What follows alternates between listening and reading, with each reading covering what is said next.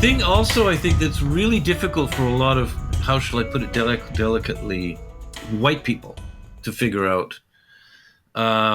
We talk about the Chinese community in Canada. There's no such thing. And to the extent that there is, it's not the Chinese community that was of say 20 years ago, which was not the Chinese community that built this goddamn country. Those were Taishanese people.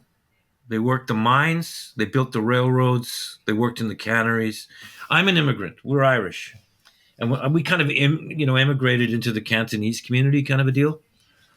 And I remember I had to go to sort of reacquaint myself with the landscape in which I grew up. I had to go to southern Guangdong, Guangzhou. You know, the meticulous agriculture, the beautiful. That was sort of the landscape I grew up in. It was all the farmers, the Taishanese farmers along the Fraser River. So the Taishanese and the Taishanese language was the language of the majority of the people we used to call Chinese in Canada until, I'm going to say, the late 70s. And with all of the, kind of worry and tension and the exodus in anticipation of the Hong Kong handover, Cantonese eclipsed Taishanese as the main non-official language spoken in both Toronto, Montreal, and Vancouver. So these were a lot of Hong Kong immigrants coming to Canada. Okay. Yeah, and of course they're Cantonese speakers.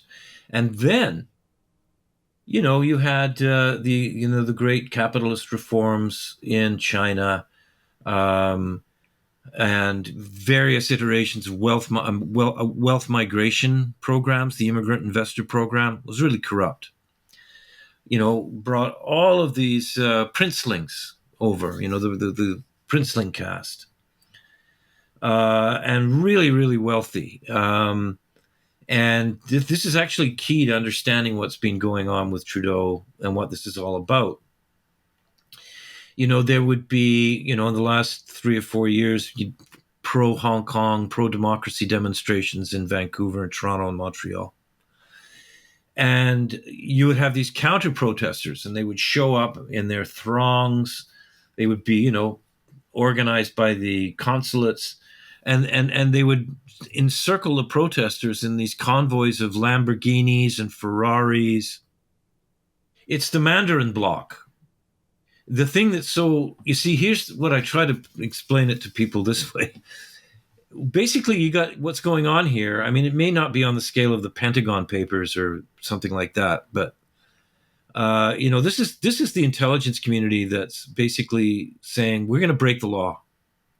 We're going to violate the Protection of Information Act, which is the successor to the old Official Secrets Act, and we're going to hope that the public interest exemptions will protect us in front of a judge. The law, I guess it's Section 15, provides that a judge may be persuaded to find that the public interest in releasing information to the public outweighed the public interest in keeping secrets. And here's the problem you got if you're Chinese. It doesn't mean first, second, third generation. There's no, the Chinese government doesn't make any distinctions. There's the changes to the national intelligence law and the national security law in 2017 and 2020, which require Chinese Canadians to participate and cooperate with Chinese intelligence agencies, security agencies, and also the United Front Work Department. And you're obliged to do that by law. And also the national security law, if you say something about Hong Kong, if you kind of diss Xi Jinping in any significant way, or if your name becomes associated with dissent, you've broken Chinese law and you stand to be deported back to China. And so that's the dilemma that, it's why it's quite difficult I think, to determine sometimes whether or not these sort of pro-Beijing activism and pro-Beijing standpoints and lobbying and so on is coerced or whether it's willingly entered into. So, I mean, what you're saying is basically that now with the recent like Mandarin Han Chinese takeover of the Chinese Canadian communities, like regular ethnically Chinese Canadians, some of whom have been around for a long time, some of whom might be pro-democracy or Falun Gong or Uyghur or Tibetan or whatever, these like mainstream Chinese Canadians are now under threat from the new Chinese law and the new Chinese money and the new Chinese political influence that's coming. Massively. Yeah, it's really kind of sad, like, I grew, like I say, like our first landlord was Mr. Bing. And when we emigrated, and we loved the guy. I mean, he was amazing. I mean, he's one of these guys, they couldn't vote, for God's sake, until the 60s, eh? They were merchants, they were greengrocers, they were workers. And, the old people in China, in the old Chinatowns, the core Chinatown people, they're completely just bulldozed by these rich guys who half of the time you don't even know, like, there was something like, oh gosh, I'm going to say, I think it was 400,000 permanent resident permits that arose from the immigrant investor program. We don't even know where those people are. Whether they're here or whether they've gone back to China. There's 300,000 Hong Kongers and mainland Chinese with Canadian passports in their investment portfolios. And nobody really knows whether they still live here, whether they're back. When do they come over to vote and just visit, come over for the Lunar New Year? Have 5 houses in Vancouver or something like that. Yeah. Indeed. Yeah. So that's the deal. And so this is the dilemma that you've got, right? Like if you're a CSIS agent and your job is to try to get a handle on what the hell the United Front Work Department is doing in Toronto, and you do your best, and you try to be nuanced and take all of these circumstances into account, but you see stuff that's really brazen and has become absolutely normalized in terms of strong arming and political infiltration and influence. And what you find is that the United Front base in the Mandarin bloc hierarchy, is the same. The same people, same names keep showing up. As the Liberal Party's base, the Trudeau Liberal Party's base in the so-called Chinese community. They're the same people. Okay, so in other words, it's not that that Trudeau and the Liberal Party have a lot of Chinese Canadian support. It's that the small amount of Chinese Canadians that are supporting them are the United Front people. Yes, and I don't know. I should say, they have been in many ways, quite effectively terrified by the Conservatives. A lot of Asians. Because there's a lot of rednecks in the Conservative Party. I think they've been mainly banished now, quarantined and amputated.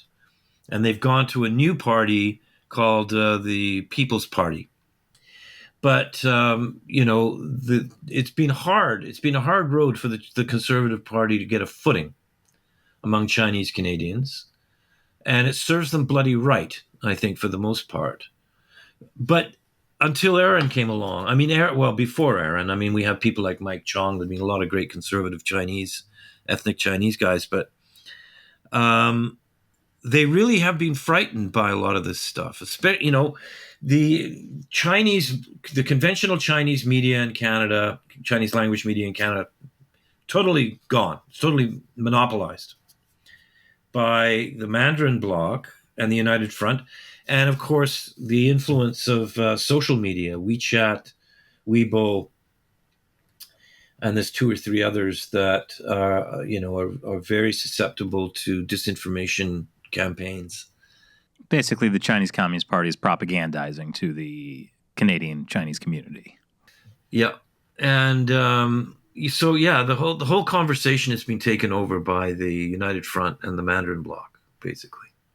Yeah. I think what surprises me about this whole situation is CSIS was warning, Trudeau was warning the government about this influence operation, and it just seems like Trudeau didn't care. And as somebody who portrays himself as kind of like a great friend to the Chinese people, doesn't seem to care that Chinese students are being coerced by the Communist Party to promote people with questionable links to the Chinese. Well, Communist Party. I think the important part of that story, Chris, is that the intelligence service in Canada shouldn't be telling people who can run for office in Canada. That's the real. Right. That's the real weird story here. It's not about people being coerced by the CCP. It's about whether the intelligence service is out of line. Yeah. This is this kills me. Like, Trudeau was being warned, he ignored it, and now that he's getting caught on it, he's saying the accusations are racist or CSIS shouldn't have been leaking stuff.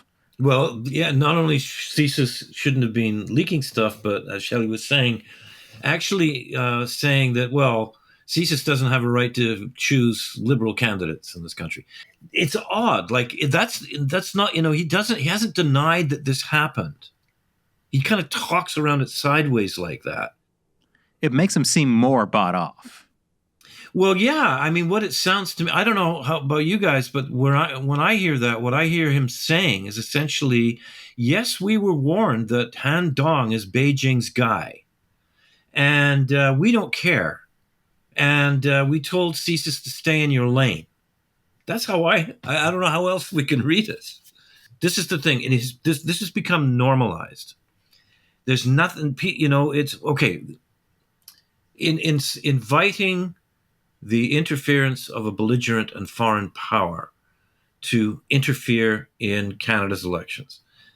The most brazen instance of this, a guy named John McCallum, he was our ambassador before Dominic Barton, the horrible person from McKinsey. We appointed him ambassador to China. John McCallum was a cabinet minister who took $73,000 in free trips to China. And then when he was appointed ambassador to China, he considered it a promotion. And then during the whole Meng Wanzhou kidnapping of the Mikes affair, he took China's side twice publicly, took Meng Wanzhou's side. And finally, Chrystia Freeland, who's really the only really smart person in Trudeau's cabinet. I kind of like Chrystia. She's the deputy prime minister and she's the finance minister. She was assigned to renegotiate the NAFTA deal. She's a Ukrainian Democrat, speaks Russian and Ukrainian fluently. I don't know how she puts up with him. Everybody says she's going to take over Jens Stoltenberg's shop in NATO when he leaves. Anyway, she said, okay, he's got to go now. He's, either he goes or I go. So he goes back into the, palm greasing business, the China trade.